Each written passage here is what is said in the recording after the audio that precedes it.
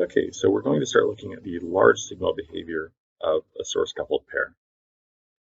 So we have symmetry in RD1 and RD2, so we're going to assume that they match. We're going to assume that delta ID is the difference between ID1 and ID2, and it's a function of the input differential voltage.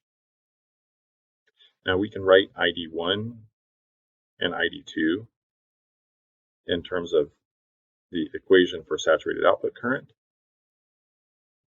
And I'm going to define a term K prime, which is equal to mu n C aux times W over L. Now, note this is a little bit different than the K prime in the Neiman textbook that we're following along with. In that particular textbook, they add a 1/2 factor to K prime.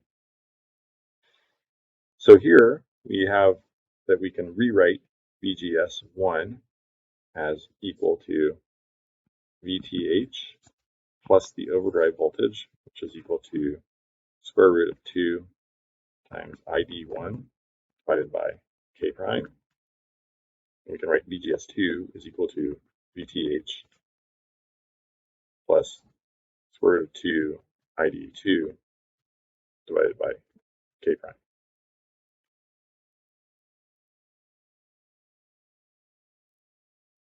Now we define VID as the difference between the gate to source voltage on transistor 1 and on transistor 2. So it's equal to VGS1 minus VGS2. In our mismatch statistics, we have our error, delta ID, is equal to ID1 minus ID2. And we have the average current ID is equal to ID1 plus ID2 divided by 2. Now we can write our input differential voltage in terms of our overdrive voltage, or the VGS1 and VGS2 that we just found. So here we have VID is equal to square root of 2ID1 divided by K prime minus square root of 2ID2 divided by K prime. Now we can substitute in our mismatch. In other words, ID1 is equal to ID plus delta ID over 2, and ID2 is equal to ID minus delta ID over 2. Let's make that substitution. So we've made the substitution into our expression for VID. Now let's find delta ID as a function of VID. All right, so we've written delta ID as a function of VID. And we note we expect small swings for VID. So a square of a small number is approximately equal to 0. So we'll make that approximation, and then we can simplify delta ID. All right, we've now made our simplification. We know that this last term looks a little bit like a VOV.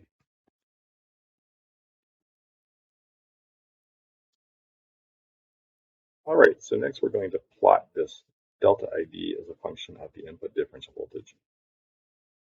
All right, so we've just rewritten our expression for delta ID. Remember, this looks like a VOV. So now if we plot delta ID, what we're really plotting is the difference between ID1 and ID2. So if we look at ID1,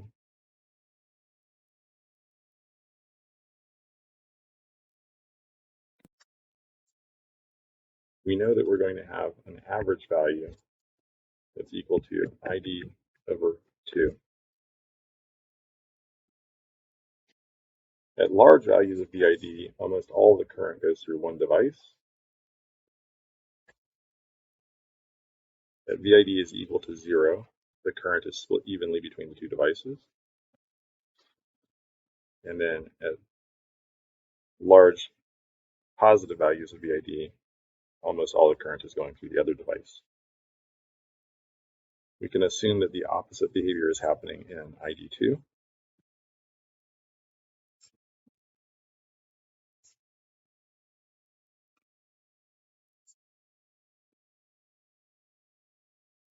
Now this is for one value of VOV. If we change the value of VOV, so in other words, let's make VOV 2 smaller than VOV1,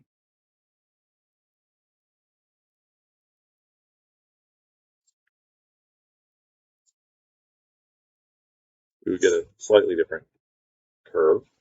We have a steeper slope near DC.